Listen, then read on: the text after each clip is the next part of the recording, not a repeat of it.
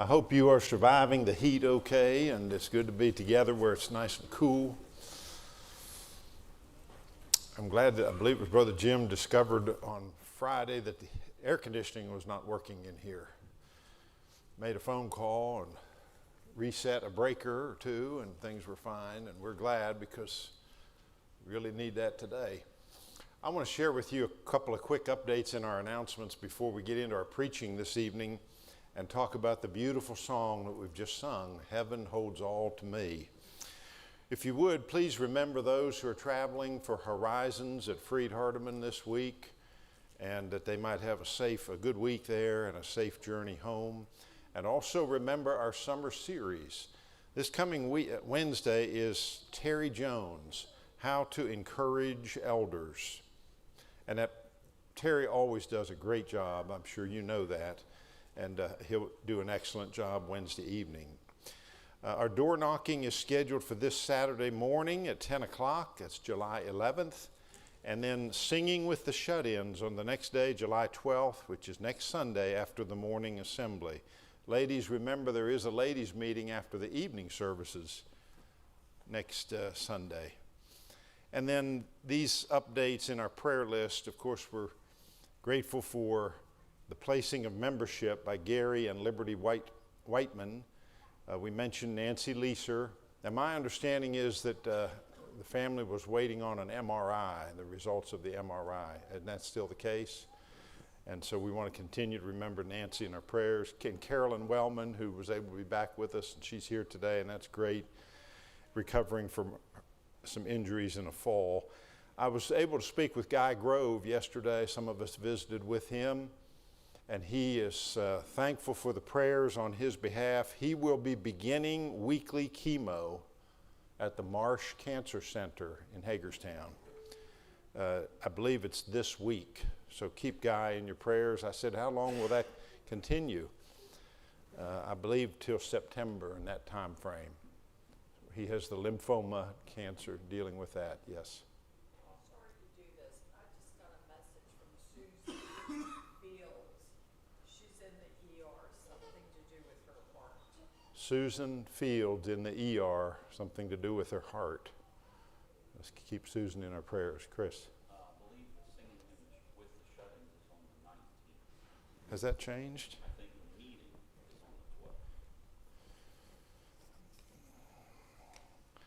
12th. Okay, I had that on as the 12th. Is that not correct? Singing with the shut-ins?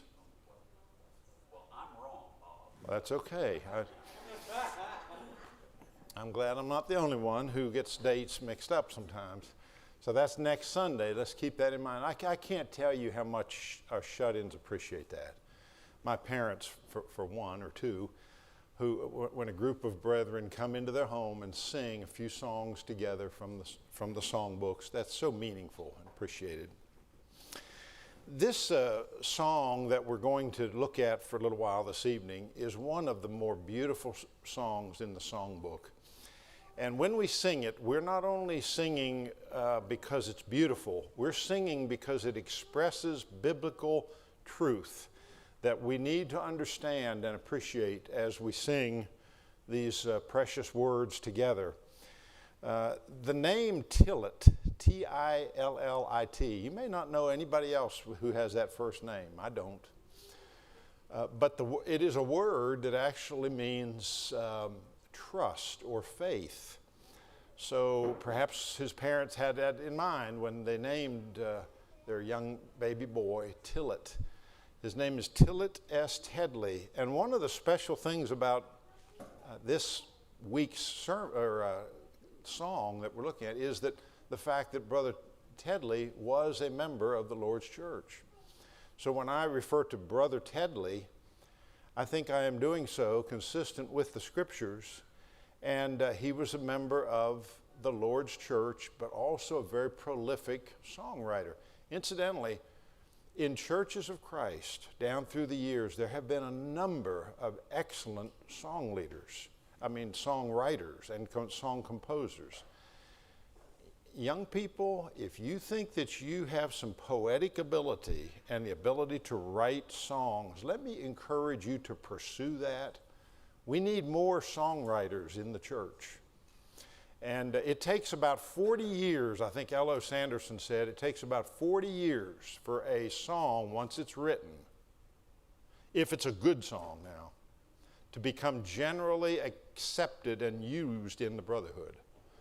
Now that statement was made a good while back, but if that's still the case, maybe it's a little sooner now with media such as we have, but it takes a while for a song to kind of get hold. And if it is a good, well-written song, the brethren appreciate that. And it helps us in our worship to God to sing songs such as this one, Heaven Holds All to Me.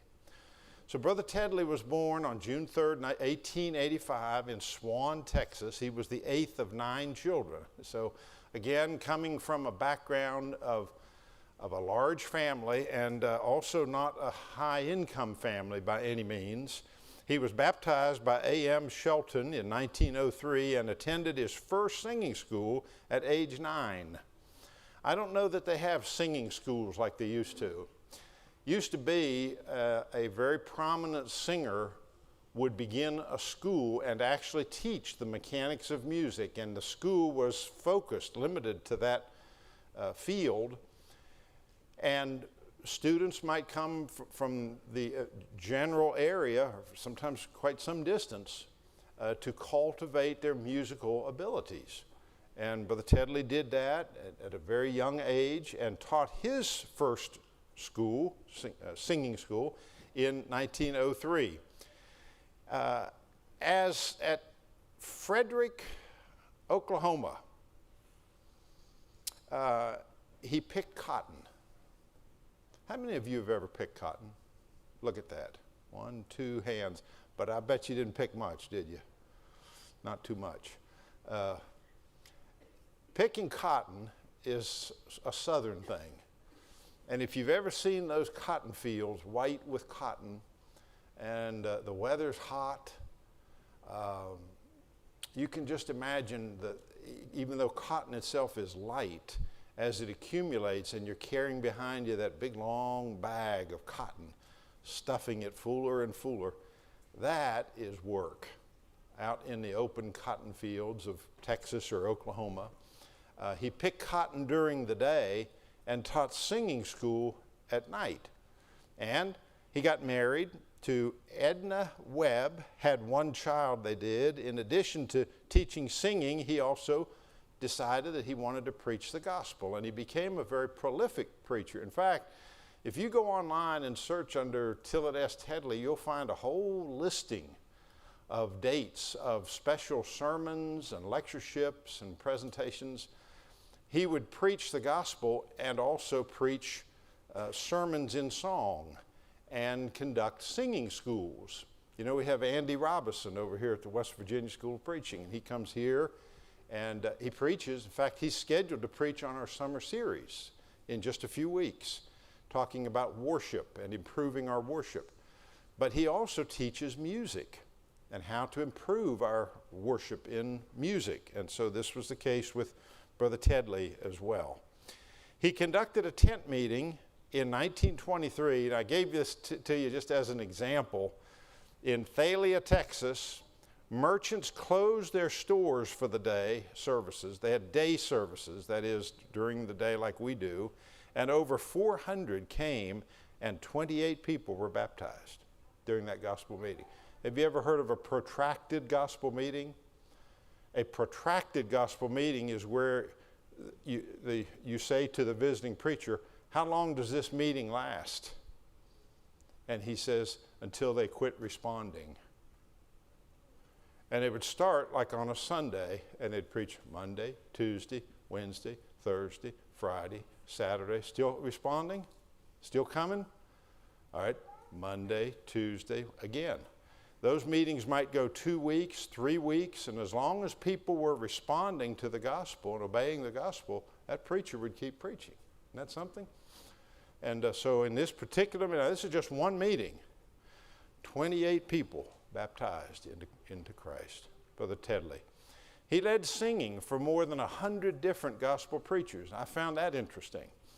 If you go back and look at the Hardeman Tabernacle sermons, for example, you'll find Brother Hardeman had discovered that his preaching was more effective when he used the same song leader, and it was a very capable song leader. And so when he held those meetings, many times that same song leader, and the song leader and the preacher would develop sort of a repartee or a system where they could read one another and know what to do. And they would respond to different situations in terms of response and preaching and adjust the services accordingly.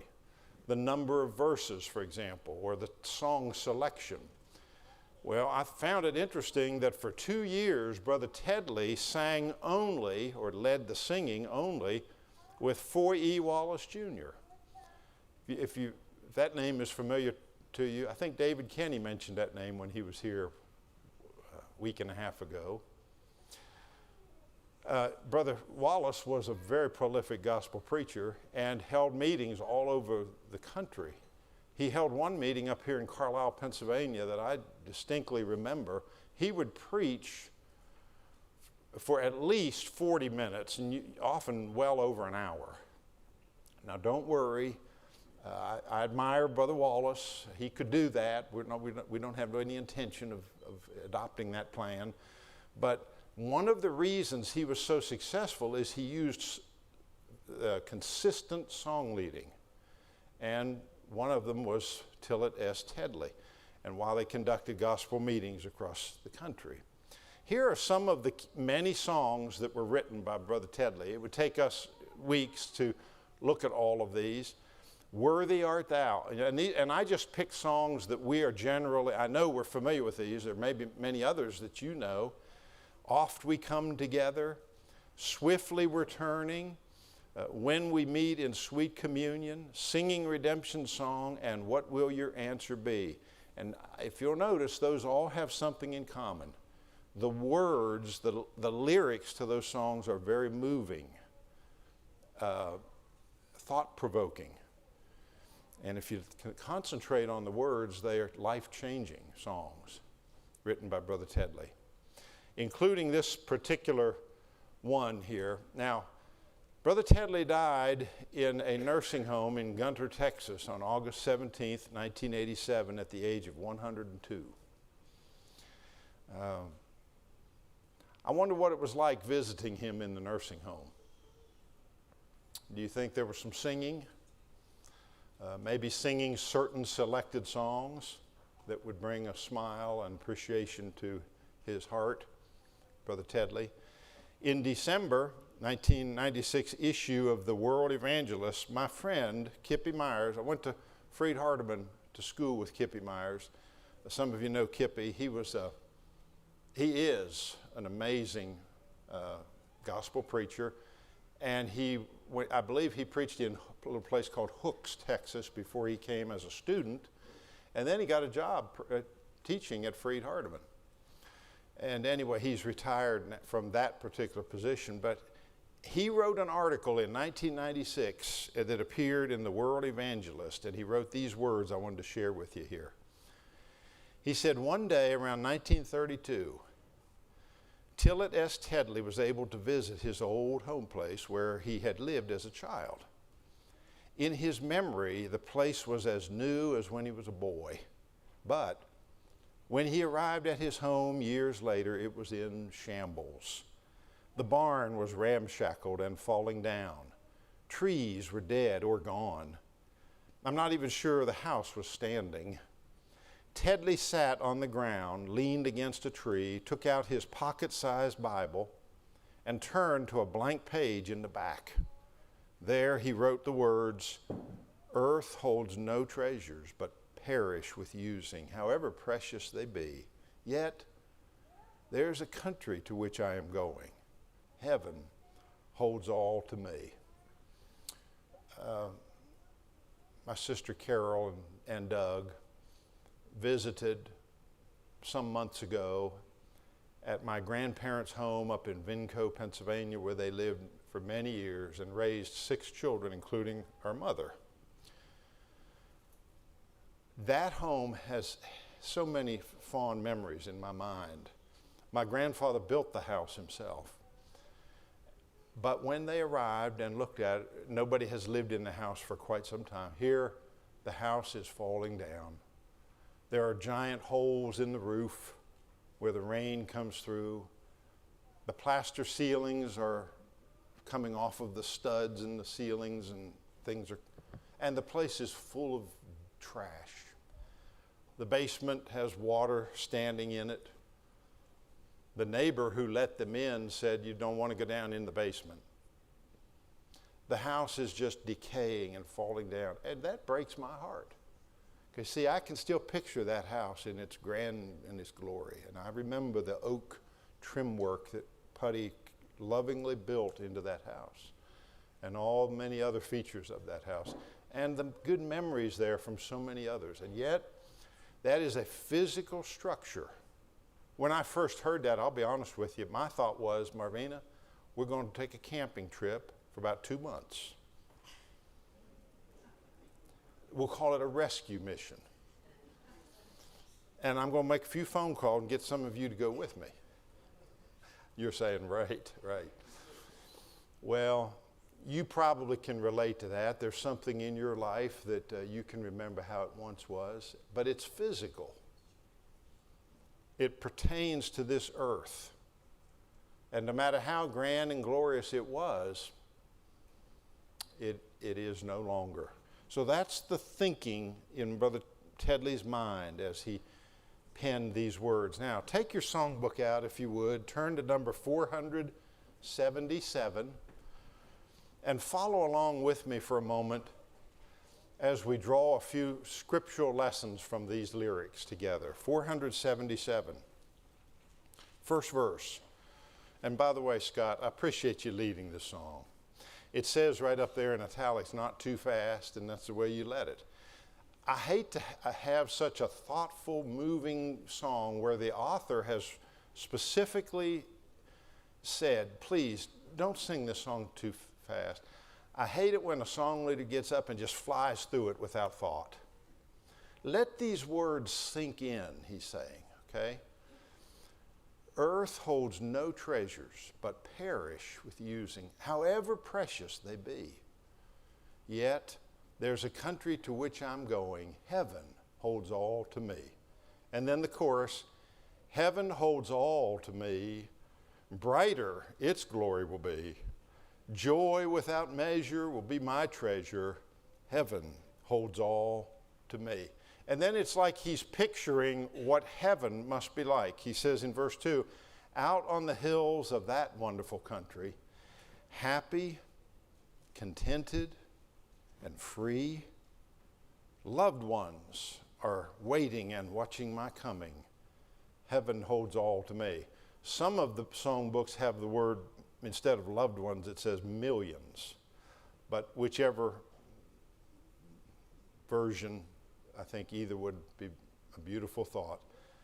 And then lastly, why should I long for the world and its sorrows when in that home or the sea, millions are singing the wonderful story? Heaven holds all to me. Now, with those words in mind, let's notice a couple of lessons from this song together. Number one, the material things of this life are corruptible. They are temporary and will ultimately perish. We need to remember that. There is coming a time, brethren, where the car that I drove, the house in which I lived, the fields or the crops and the farm that I managed, the clothing that I wore, all of these material things will fade away into insignificance. They won't matter anymore. I think about people who are buried in these cemeteries all around the countryside and some of the beautiful monuments that are made for them. And I have nothing against monuments or memorializing people, that's fine. But you know, the person is gone from this life, from this world. And those things no longer matter to them. Funerals are for the living. Monuments are for those who memorialize, those who remember. The person has moved on, and hopefully to a better place. And these things are earthly treasures that perish with using. Jesus said in Matthew chapter 6, beginning at verse 19, "Lay not up for yourselves treasures upon the earth, where thieves break through and steal, where moth and rust consume, and where thieves break through and steal. But lay up for yourselves treasures in heaven, where neither moth nor rust doth corrupt, and where thieves do not break through nor steal. For where thy treasure is, there will thy heart be also." Question: where are the things that are important to you and to me? Are they down our street, third house on the right? Are they in our garage? Are they in our closet or in our jewelry box? Or are they in that distant country to which we are going? That's the question we need to be thinking about. Earth is no place to build up our treasures. The Savior said, don't do that. Don't lay up for yourselves treasures on this earth. When Jesus died, at the time of his death, so far as we know, there was only one possession that he owned. You remember what it was? It was that coat. And the outer cloak, which they divided, and the other which they cast lots for as to whose it would be. That was it. We don't read about Jesus focusing on material things, and there's a reason for that. That he understood that these things are all temporary. Peter describes what's going to happen when the Lord comes again, what's going to happen to this earth. The most grand and glorious structures are going to be burnt up with an everlasting, or a fire that consumes all, and it's going to be an everlasting fire. This morning in our Bible class, we studied about Solomon and the building of the temple, and what a grand structure that must have been. I would love to see that. But you know what's happened to it? It's been destroyed. It's gone. If you were to go to Jerusalem today and look for Solomon's temple, you would be sorely disappointed. It's not there. It's not there. All of these things are material in nature, and that is the case with all of Earth's possessions. So just a reminder, let's think twice about the accumulation of physical wealth and things that really don't matter. May I suggest, Jesus was not teaching that it's wrong to have anything.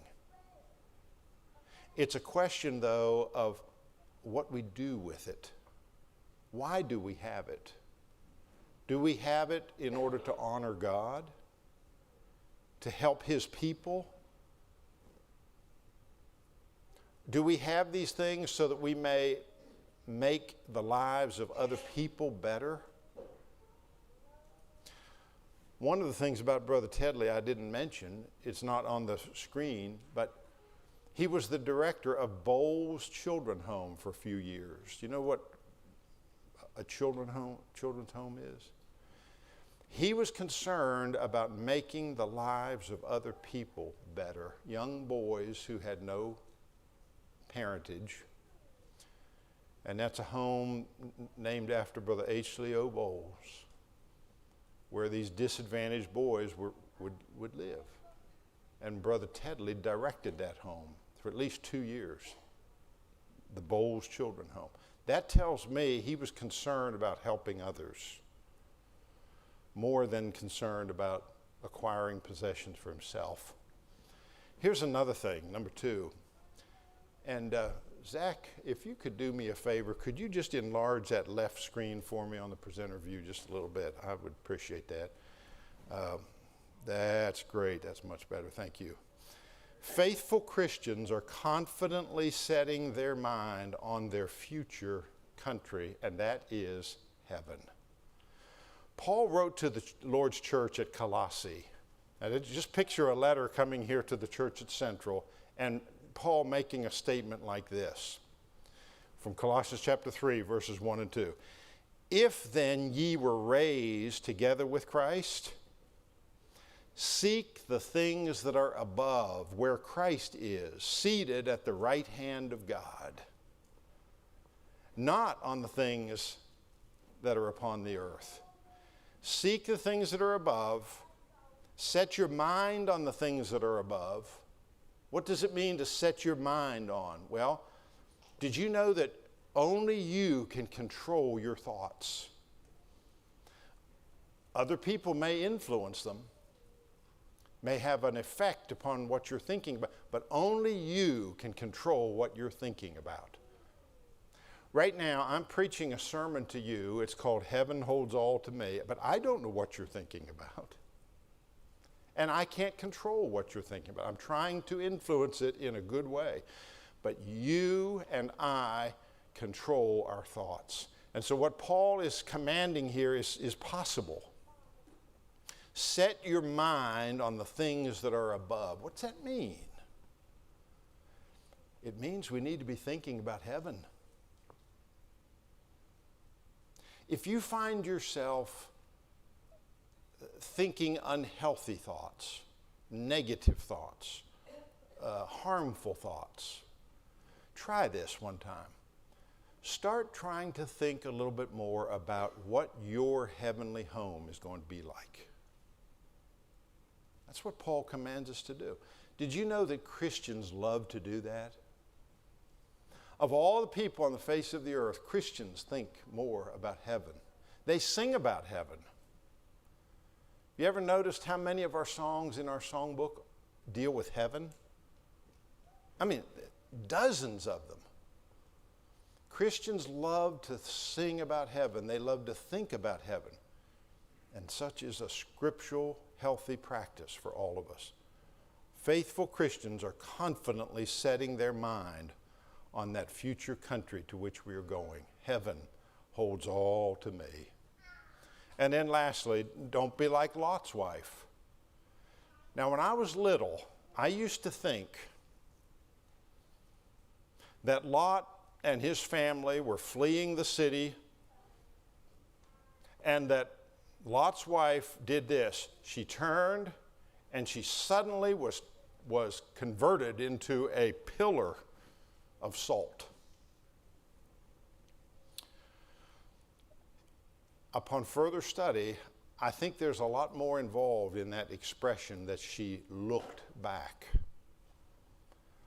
Lot's wife wasn't so sure that she wanted to leave Sodom and Gomorrah. She looked back. She was concerned about her house, her garden, maybe those beautiful grounds that she had spent so much time in, and other physical possessions. Where were her clothes? Her many pairs of shoes and pocketbooks and all of that. Where were these things? That's what she was thinking about. What about all my stuff? What about my place? And as the brimstone rained down from heaven, she became a pillar of salt. She was covered over. And they say that when that scripture was new, that pillar was still standing, that you could still go to that part of the plains and the city of the plains and find pillars of salt because of the fire and the brimstone that had rained down upon the people of those cities. Wicked, horrible cities. Don't be like that. God is saying, come out of that material mindset. Rather, be like Abraham. Remember what the Bible says about Abraham? He is referred to in Hebrews chapter 11 as the faithful Abraham. And here's the quote: he looked for a city which hath foundations, Notice the contrast. You say, well, every city has foundations. Well, not this kind of foundation. This means that the city that he was looking for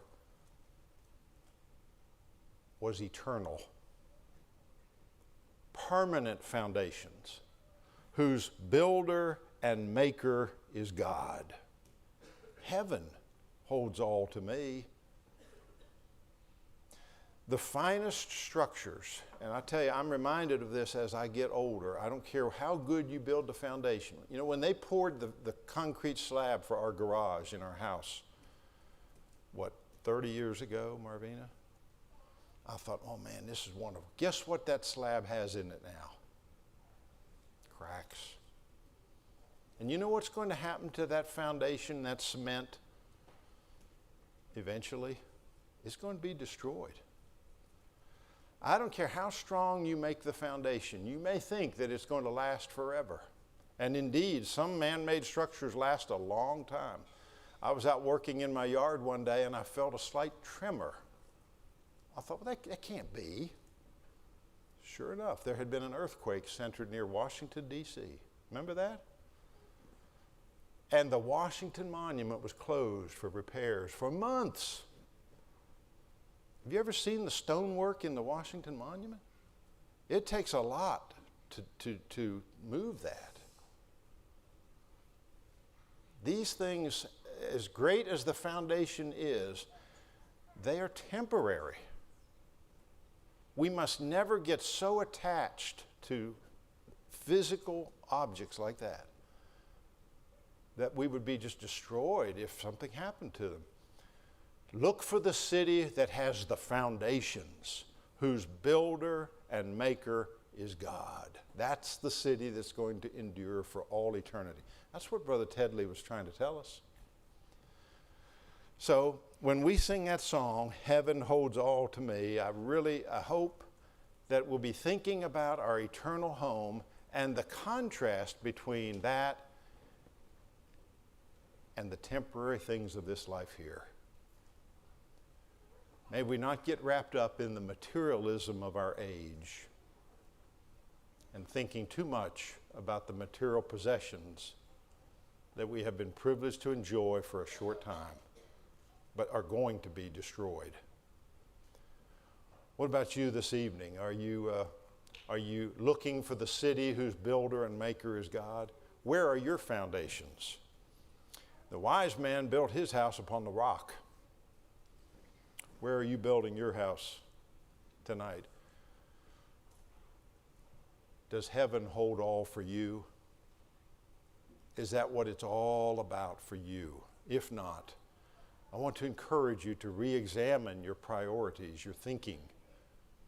And this evening when we sing this song of invitation, if you need to respond and step out, make Jesus Christ the Lord and